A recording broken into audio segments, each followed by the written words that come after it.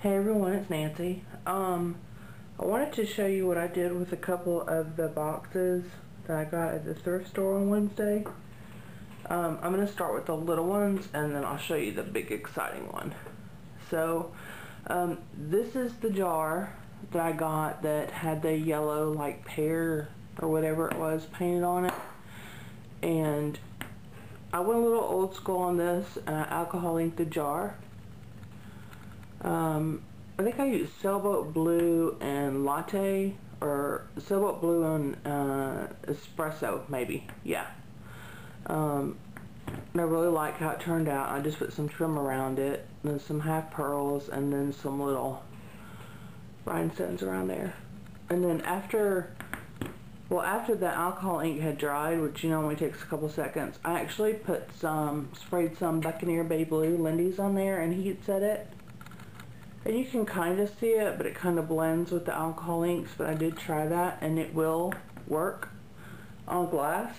So that's going to be fun playing a little more with that.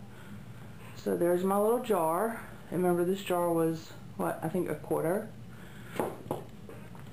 And then my little 10-cent box. This is my little 10-cent box. Had a little pink sticker on the bottom that said 10 cents. I put one of the flowers I made on top. And then I did the inside.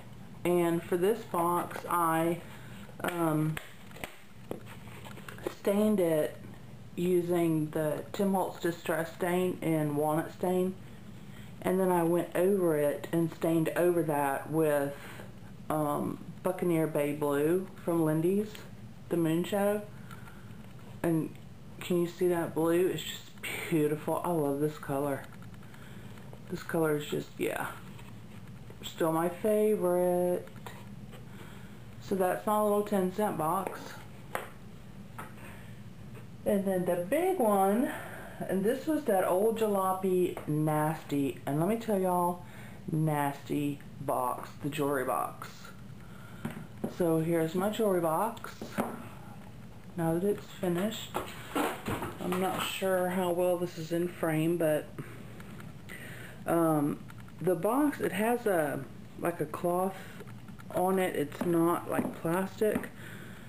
So I tried to just initially just to stain it, and it really wouldn't work. So I guess I did the whole thing inside and out after I gutted it and let that dry, and then I stained it using the Walnut Stain Distress Stain, and then I went over that with the Buccaneer Bay Blue, and it's just so pretty. I don't know if y'all can see the shimmer on it and that blue undertone. But I put some of my denim and lace flowers on there, and then one of the new Recollections blings that they just put out like last week.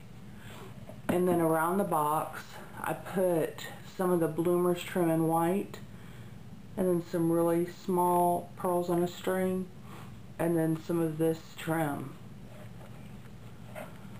So I really like the way that it turned out. And on the inside, I did take everything out of the inside and redid it. And so here's the inside. I put some music note paper. This is from Recollections. And then on the drawer, I lined it with a velvet paper, and then on the bottom I lined it with velvet paper. And then I put back in the jewelry box the music player down in here. If you can see it up in there.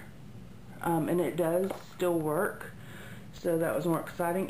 The music player was inside this nasty little box thing, so I just left this out.